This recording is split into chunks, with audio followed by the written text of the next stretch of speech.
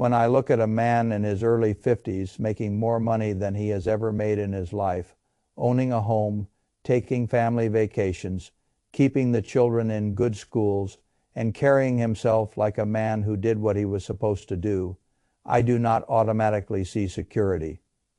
Very often I see the most financially dangerous stage of his life. That sounds backward to most people. They think danger belongs to the broke man, the reckless man, the young man who has not found his footing. But I have watched money for a long time, and one lesson keeps repeating itself. The greatest mistakes are often made by people who look successful while they are making them. Looking fine is one of the costliest conditions in finance because it delays honesty. A person who is visibly failing gets forced into correction. A person who looks stable can keep digging the hole for years. The average 53-year-old American man has about $87,000 saved for retirement. The median man his age has less. At exactly the point when many men assume the hard part is behind them, the actual math says something else. It says the decade that ought to convert earning power into freedom is often the decade that destroys freedom. Instead, I would put it even more plainly. A lot of men do not enter their 50s carrying one big mistake. They enter carrying a chain of polished achievements that behave like liabilities. They do not feel like liabilities because each one arrived disguised as proof that life was working. The house was proof.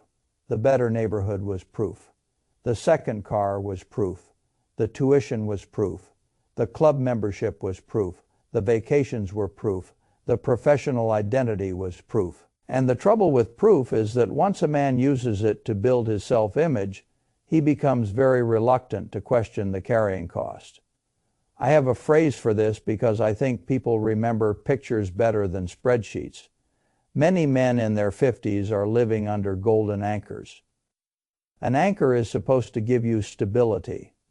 A golden one looks even better because other people admire it while you are dragging it. That is the seduction.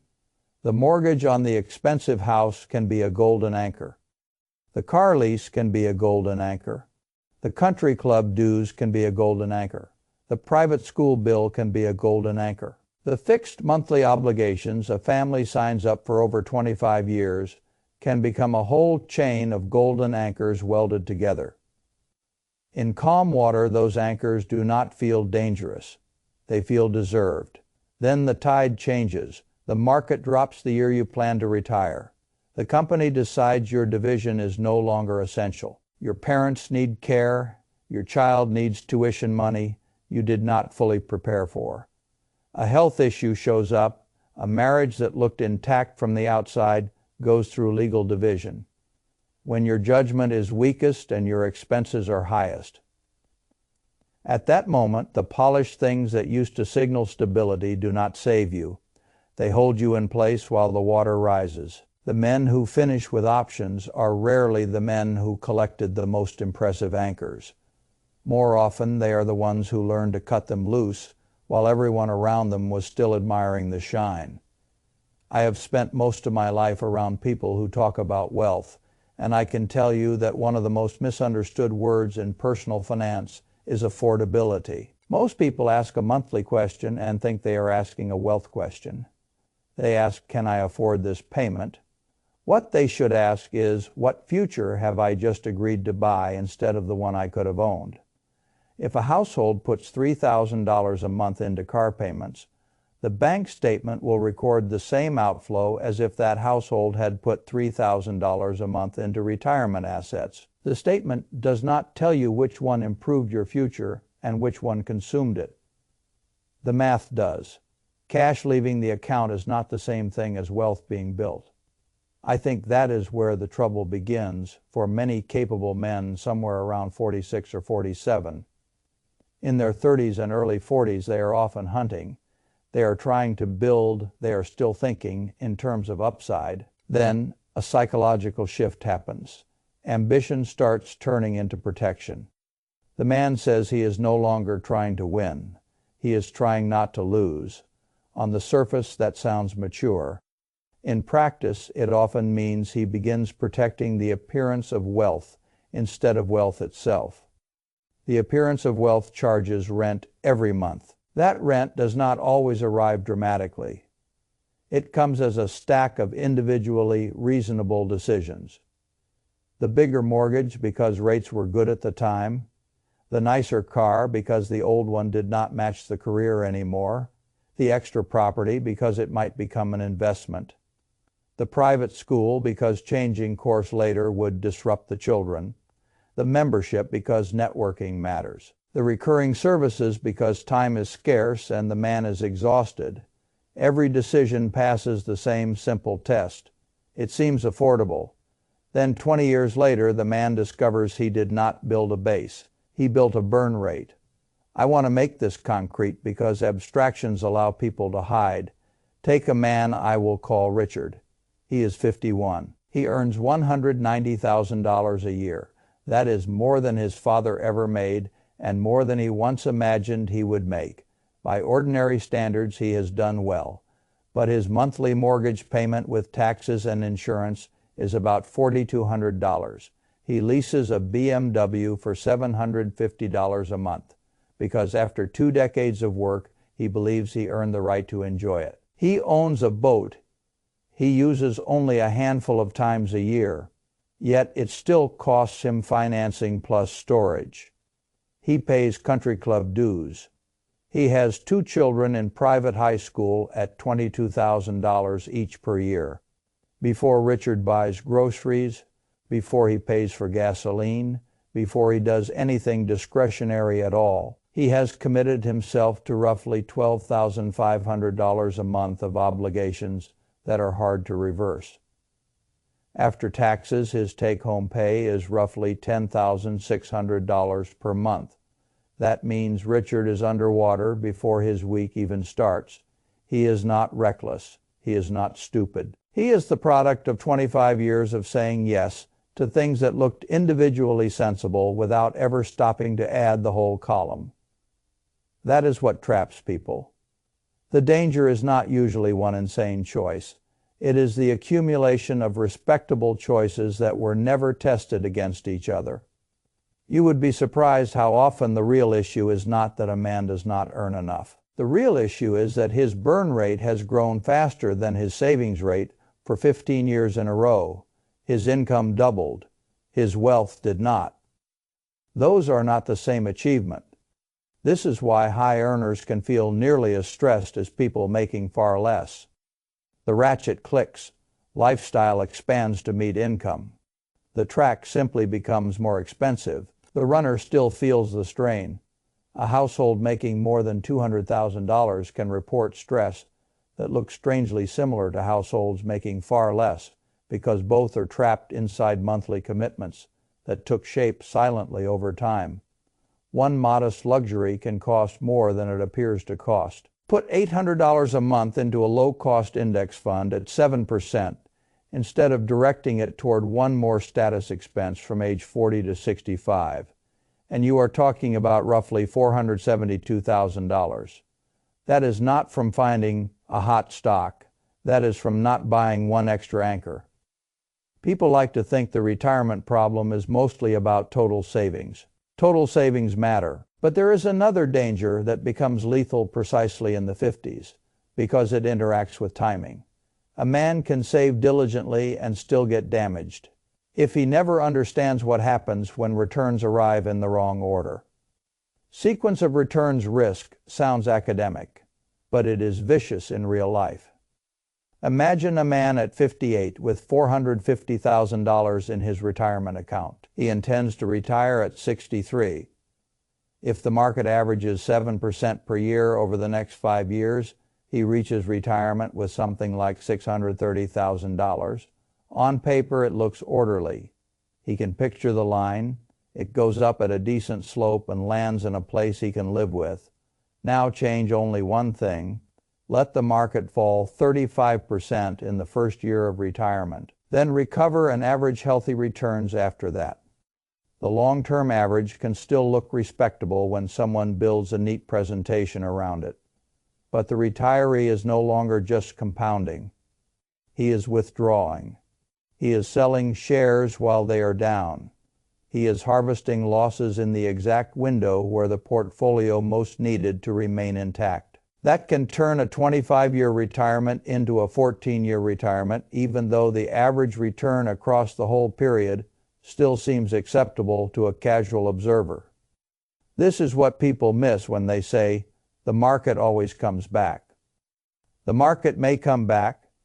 Your money may not, because your money was being spent while the market was healing. That distinction matters more the older you get and the closer you are to dependence on the portfolio.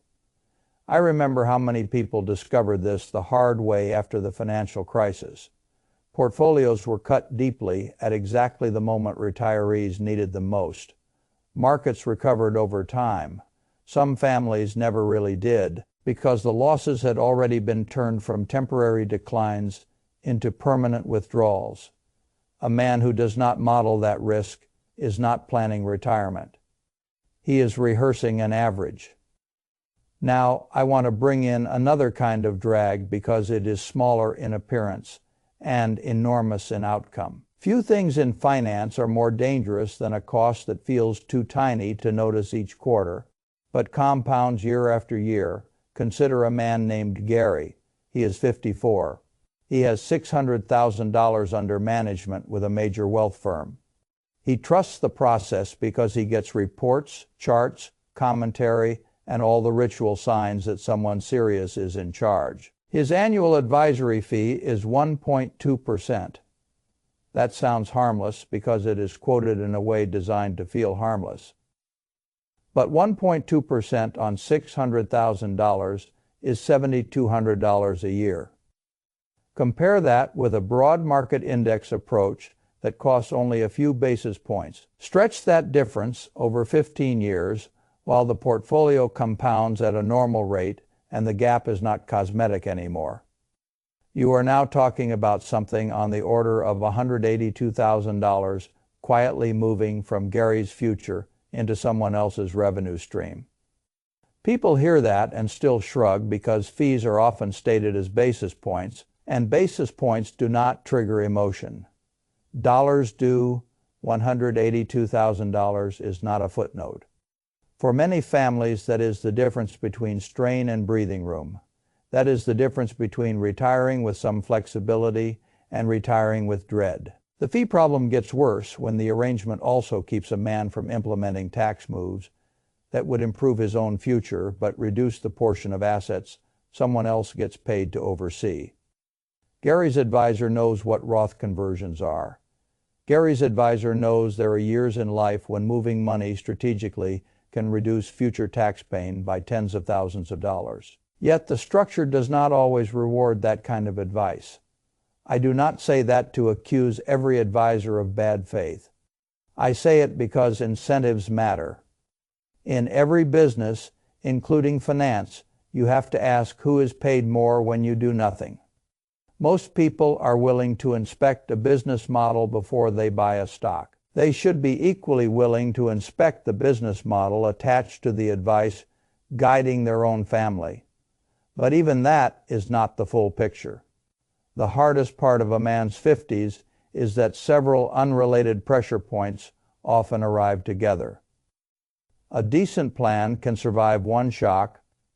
It can survive maybe two if the household is flexible. What breaks people is concurrency. Aging parents are one pressure point. Adult children launching into expensive higher education are another. Late divorce is a third. Career instability or health interruption can sit on top of them. Many plans are built as if those problems will politely take turns. Life is rarely that courteous. Start with parents. A large number of men begin providing financial support to aging parents right around the same period when they are supposed to be accelerating retirement savings. The older generation often undersaved. People are living longer. Medical and care needs rise sharply in the late 70s and 80s. Medicare is real help for some kinds of medical expense, but it does not magically absorb the cost of assisted living or memory care. A bill of $5,000 to $7,000 per month is not unusual. If a parent has only $70,000 or $85,000 set aside, the runway is short. That means what looked like your parents' retirement problem becomes your monthly obligation. In Gary's case, his mother needed memory care. The cost was $6,200 per month. She had $85,000 saved. He ended up covering about $3,000 a month on top of everything else in his life. That is another anchor, and it arrives without asking whether this is a convenient time for you. Then come the children. People often think they finished paying for the children once they got through the expensive years of raising them. In many upper-middle-class households, launching adult children has become a second-long bill. A private university can run around $62,000 per year, once tuition, room, board, and fees are included. Put 2 children into that pipeline near the same time, and a family can be staring at roughly $400,000 of post-tax spending over several years, if the saving was not done early and consistently. When families do not have that cash ready, they cover the gap from current income, home equity, or retirement assets. None of those sources are painless. They only feel painless at the start. And then there is the event many people do not want to price because it feels too personal and too unpleasant. Great divorce is one of the largest financial destroyers of late middle age. When divorce comes after 50, the problem is not dividing what you have just begun to build. The problem is dividing everything you spent your entire adult life building. Retirement accounts get split. Home equity is subjected to legal process. Support obligations can persist. Judgment is impaired by stress. The timing is awful because you do not have the same amount of runway left to rebuild. The documented loss in net worth for men after a late divorce can be catastrophic. People talk about divorce emotionally. They should also talk about it mathematically. Let Gary carry all of this for a moment because his case is painfully ordinary. He has the advisory fee drag. He has sequence risk that was never seriously stress tested. He is helping cover his mother's care. His eldest child is about to start college, and he is separated, moving toward a financial split that will cut a large portion of what he thought was his retirement base in half. This is not sensational. It is accounting. That is why I say many men in their 50s are not undone by recklessness. They are undone by reasonable decisions that were never modeled together. The average quarterly review is not built to say, you have 6 separate cash drains developing at once. Your burn rate is too high. Your fee structure is eating compounding, and your retirement timing is exposed to bad sequence. That conversation is uncomfortable. It threatens the story the client wants to hear, and sometimes threatens the revenue model of the institution providing the reassurance. There is another anchor that deserves attention because it hides inside identity. By 50, many men are known as something. They are the managing director, the founder, the builder, the rainmaker, the expert everyone calls. That identity took effort to create. It may have produced real money. It certainly produced social weight, but maintaining social weight is costly.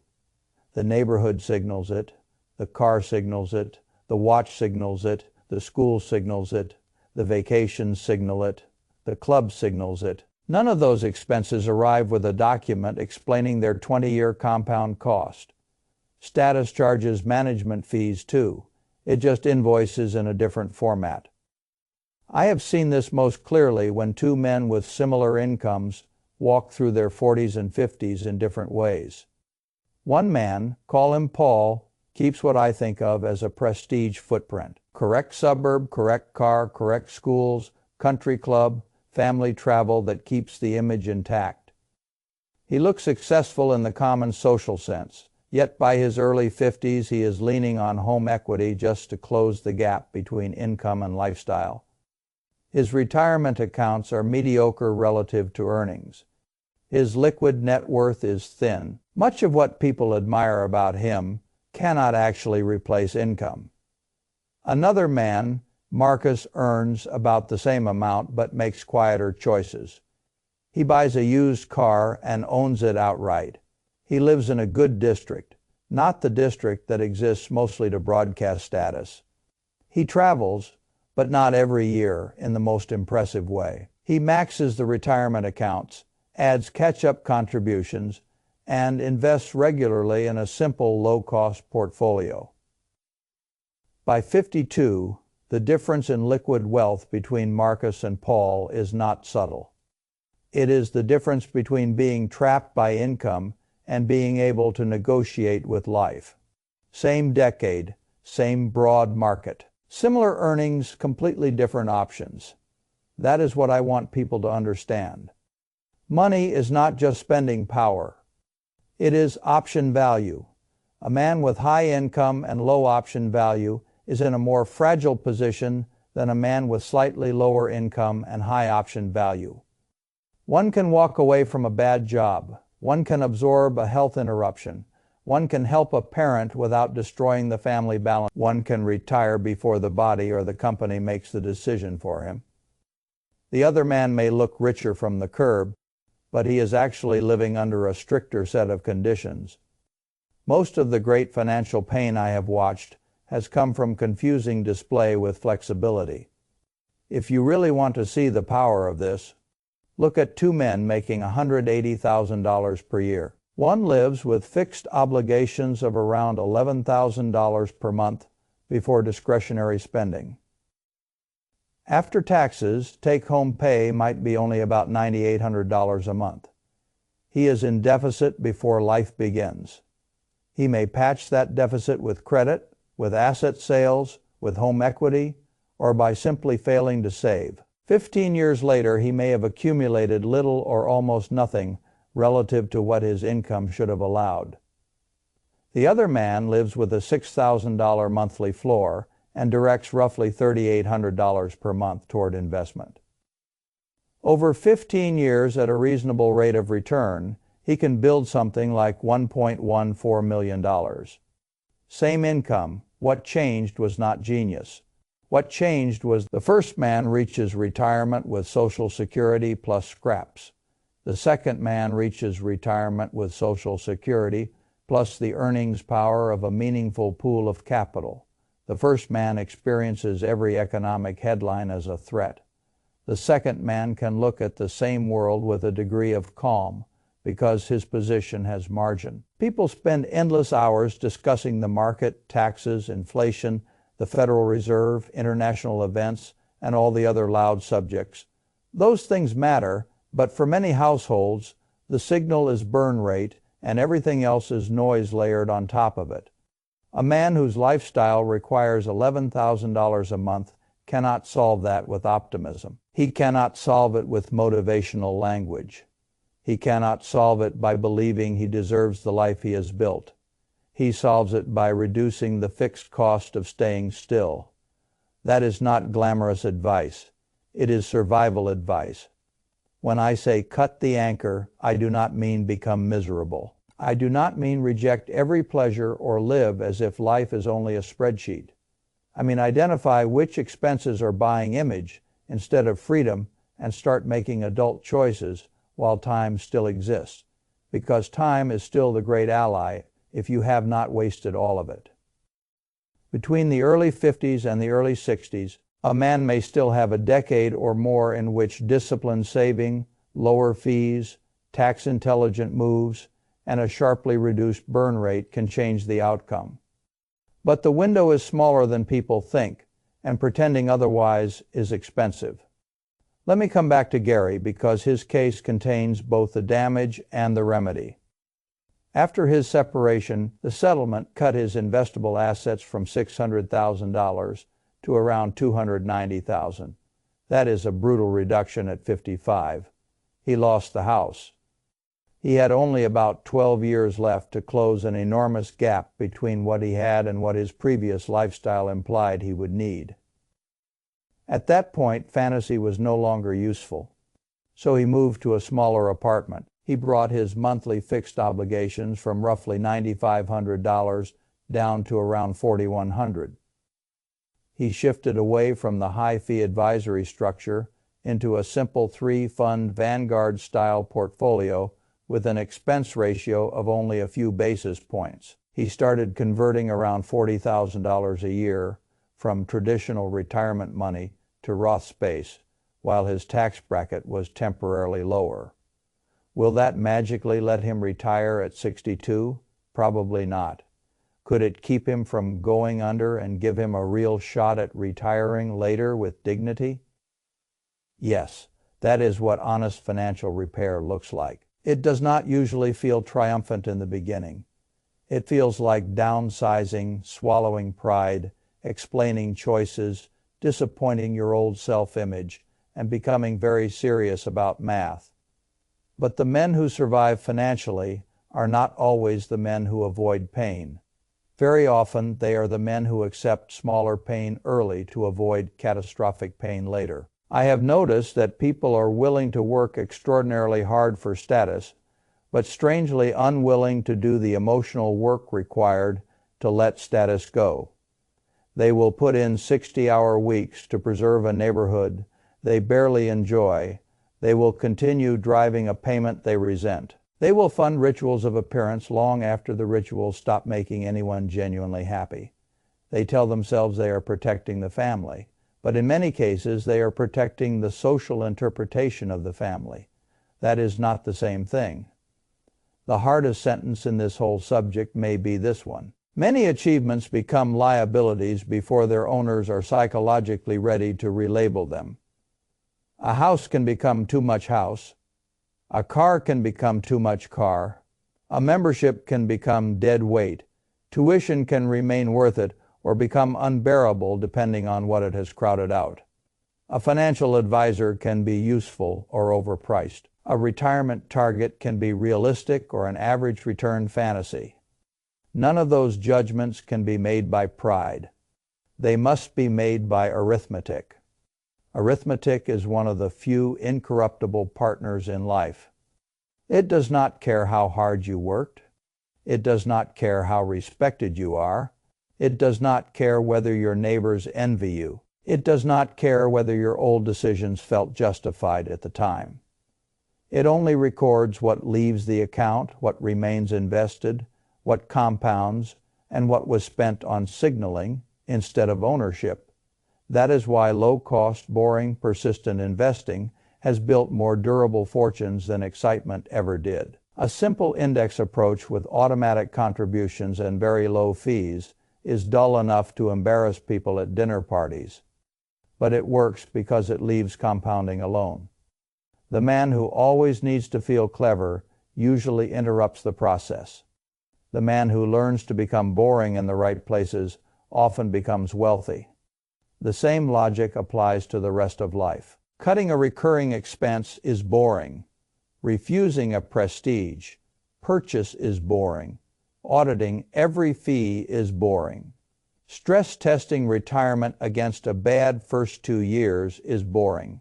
Running the real burn rate instead of the aspirational burn rate is boring. Declining to finance identity through debt is boring. None of it makes a dramatic story in the moment. But after 15 years, the dull man with options is living a much better story than the impressive man with obligations. If I were speaking privately to a man in his early 50s who wanted the truth, instead of comfort, I would tell him to do 3 things almost immediately. I would tell him to calculate the monthly floor of his life with absolute honesty. Not the number he prefers, the number the world actually charges him to stand still.